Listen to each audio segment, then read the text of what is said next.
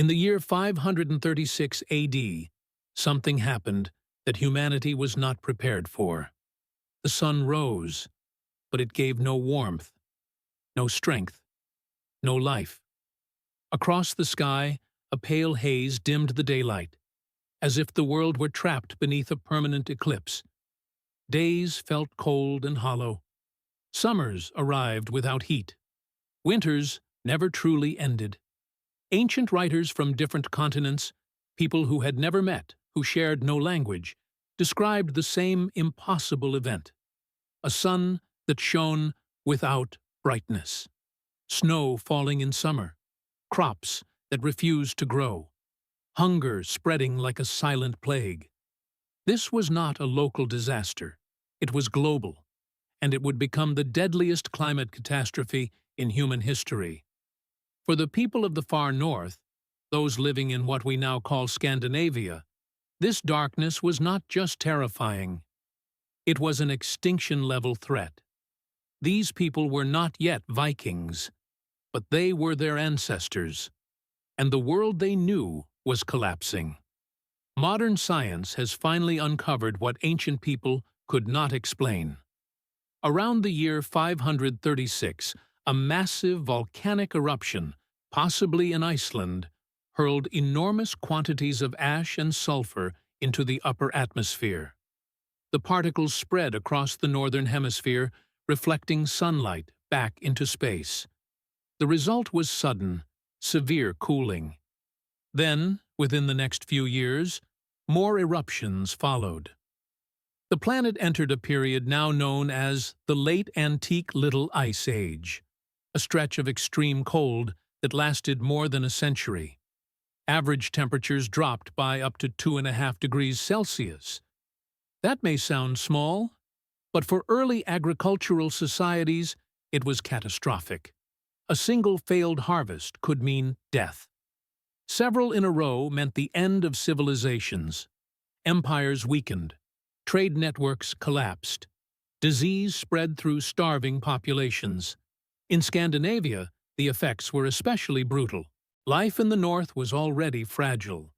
The growing season was short. The soil was thin and rocky. Communities depended on barley, livestock, and precise timing. When summers failed, everything failed. Archaeologists have uncovered grim evidence from this period. Entire villages abandoned without signs of violence. Mass graves filled hastily, without ceremony. Bones bearing the unmistakable marks of prolonged starvation. In some regions, up to half the population disappeared. Not through war, not through conquest, but through cold and hunger. This was not a dramatic collapse. It was slow, quiet, relentless. Families slaughtered their animals early, knowing they could not feed them through the winter. When the livestock ran out, people turned to fishing, hunting, and foraging, stripping the land of every available resource. Eventually, even that was not enough. And yet, the story does not end here. Because while many communities vanished forever, others endured. Somehow, against impossible odds, a portion of Scandinavia's population survived the darkness. They did not survive by luck. They survived by changing who they were.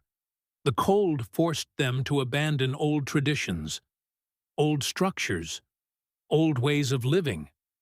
What emerged from this catastrophe was not the same society that entered it. It was harder, more adaptable, more ruthless in its efficiency. And the cultural transformation triggered by this winter would echo for centuries, eventually giving rise to the people the world would come to fear, trade with, and remember as the Vikings. But before longships cut through the seas, before axes and sagas, there was only hunger, cold, and a fading sun. And the question every family faced was brutally simple. How do you survive when the world itself has turned against you? Survival during the Great Cold was not evenly distributed. Some communities collapsed quickly, others held on longer, and a few adapted so completely that they outlived the catastrophe itself. Archaeology reveals a clear pattern. The people who survived were not the strongest. They were not the wealthiest. They were the most flexible. In Scandinavia, flexibility meant abandoning certainty. Farms that had been worked for generations were deserted. Burial sites went unused. Sacred places were left behind. When the land stopped giving food, loyalty to land ended. Mobility became survival. Families packed what they could carry and moved toward rivers, coasts, and forests, places where food could still be found even when crops failed. Fishing became a lifeline. Bones from this period show a sharp increase in fish consumption, especially cod and herring. Coastal settlements endured longer than inland farms. People learned to read the sea as carefully as they once read the soil. Preservation techniques improved out of necessity. Fish was dried. Meat was smoked. Food was fermented. Every calorie mattered. Nothing was wasted. Hunting also changed. Before the cold, hunting was a supplement. During the darkness, it became essential. Deer, elk, seals, and seabirds filled the gap left by failed harvests. Seal hunting in particular expanded dramatically, providing meat, fat, and skins that could be turned into clothing and shelter. Fat meant warmth. Warmth meant life. Clothing grew heavier, layered, more practical than decorative. Survival stripped away luxury, but adaptation did not stop at food. The greatest transformation was social. Small, independent farms were fragile. When one family failed, there was no backup. Those farms disappeared. In their place, larger communal centers emerged. Archaeologists see this clearly in the construction of longhouses, massive wooden structures that housed extended families, workers, and followers under a single roof. These halls were more than homes. They were survival machines.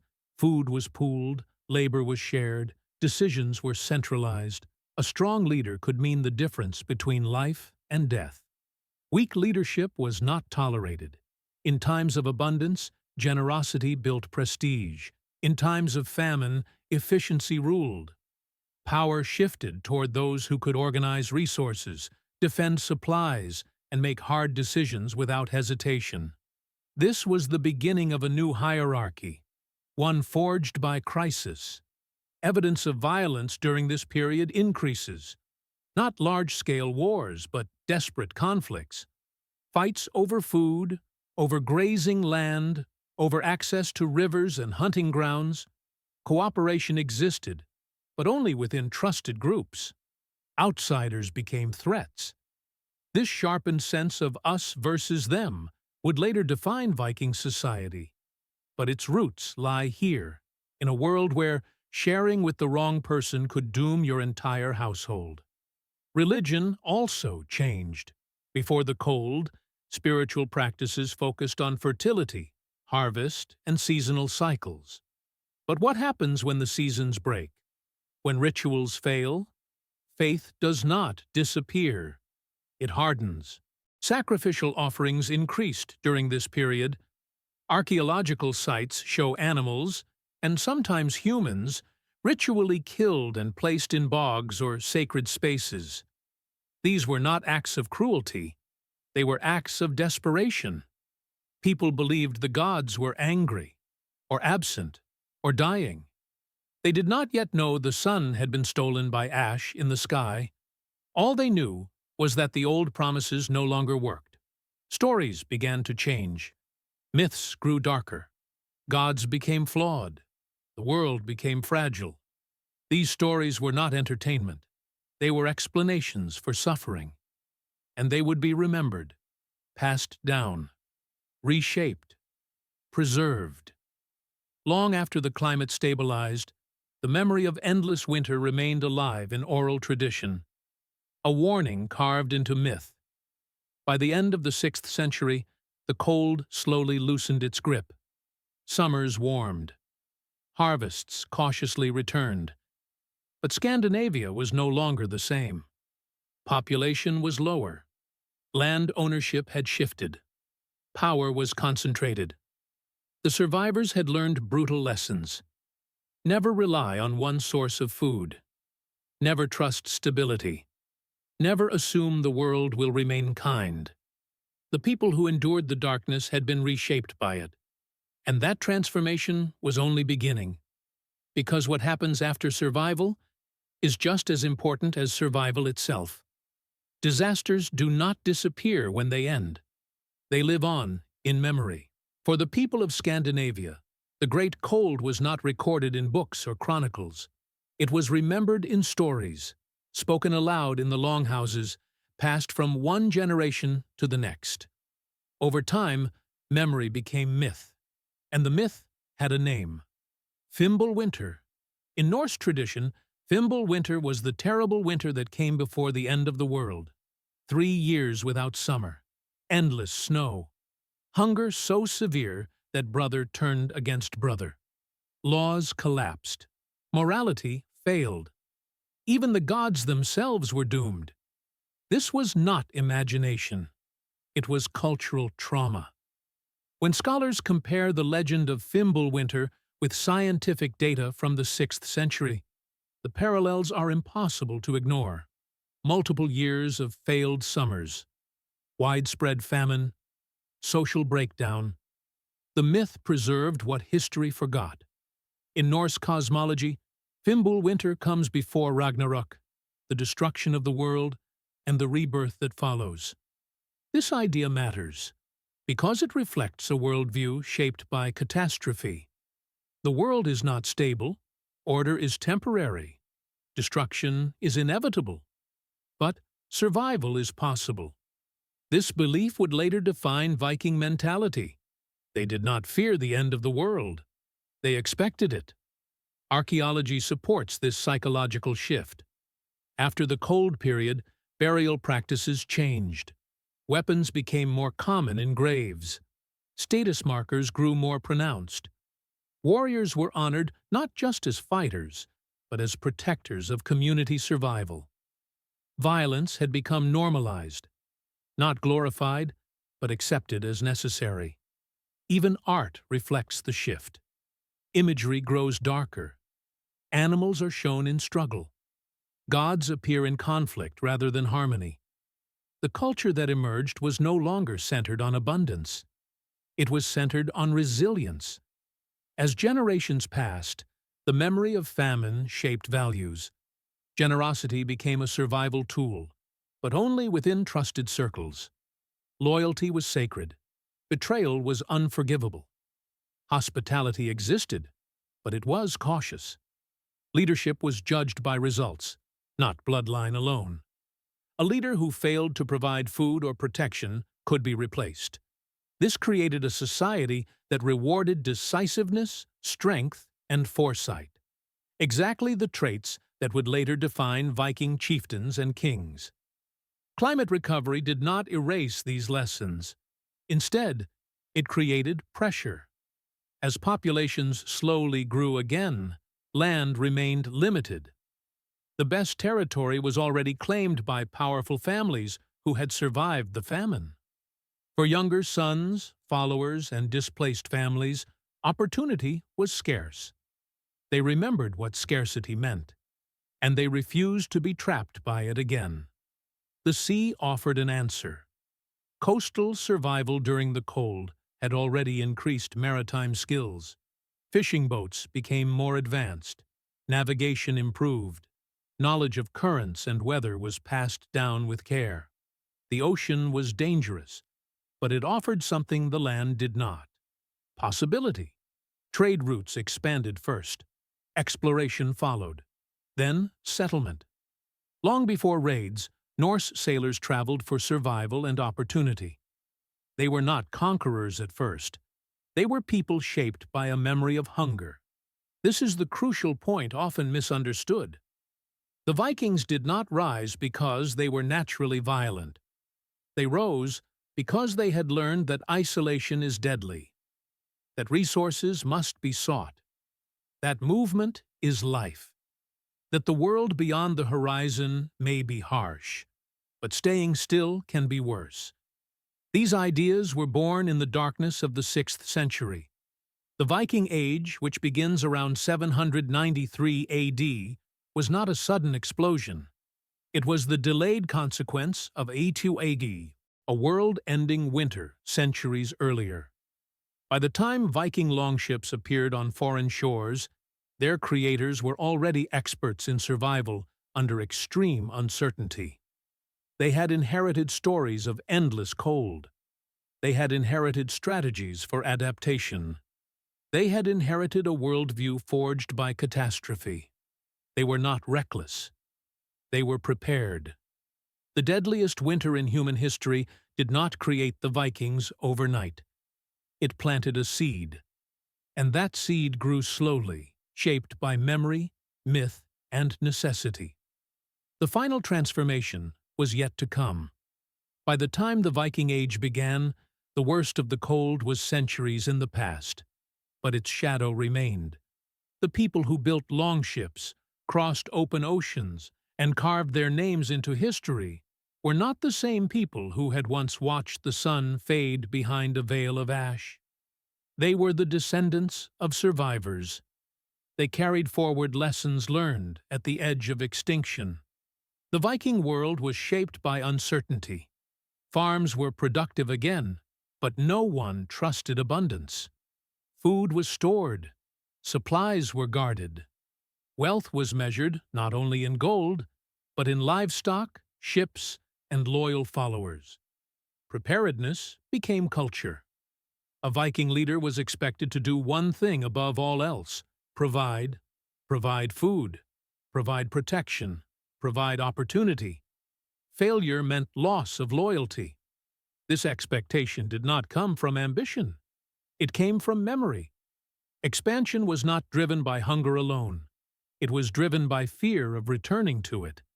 As populations grew and land became scarce once more, Norse society already possessed the tools to respond. Ships, navigation, weapons, social structures built around loyalty and reward. They had adapted to crisis long before the first raid, when they sailed west to the British Isles, south into Europe, east along the rivers of Russia, and across the North Atlantic to Iceland and Greenland. They were following a pattern learned centuries earlier: move or perish. This explains something critical. The Vikings did not merely raid. They settled. They farmed. They traded. They built communities in hostile environments. Iceland was settled in one of the harshest climates in the North Atlantic. Greenland was colonized at the edge of the habitable world. These were not accidents. They were proof of a culture trained by catastrophe. Even Viking religion reflects this origin. The gods were not immortal. They could fail. They could die. They could be betrayed by fate itself. Odin sacrificed an eye for wisdom. Tyr sacrificed his hand for order. Even Thor would fall at Ragnarok. This was not a religion of eternal safety. It was a religion of endurance. The gods did not promise salvation. They promised struggle. And that promise felt honest to a people whose ancestors had watched the world nearly end. When Christian chroniclers later described the Vikings as brutal, fearless, and relentless, they misunderstood something essential. The Vikings did not lack fear. They remembered it. They remembered cold that killed without mercy, hunger that destroyed families, winters that broke the rules of nature. Compared to that, foreign shores were simply another risk. The Great Winter of the 6th century rarely appears in popular history. It has no single battlefield, no conquering hero, no dramatic final moment. Its victims died quietly, but its impact was enormous. It reshaped societies, it erased communities, it hardened survivors, and in the North, it forged the foundations of a culture that would one day reshape Europe. The Vikings were not born from fire and steel. They were born from darkness, from a sun that failed, from years without summer, from a world that taught them one final truth. The future belongs not to the strongest, but to those who adapt when everything falls apart. Long after the ash settled, long after the climate healed, the memory of that winter lived on, in stories, in values, in choices, and every time a longship cut through the cold northern sea, it carried with it an inheritance from the deadliest winter humanity has ever known.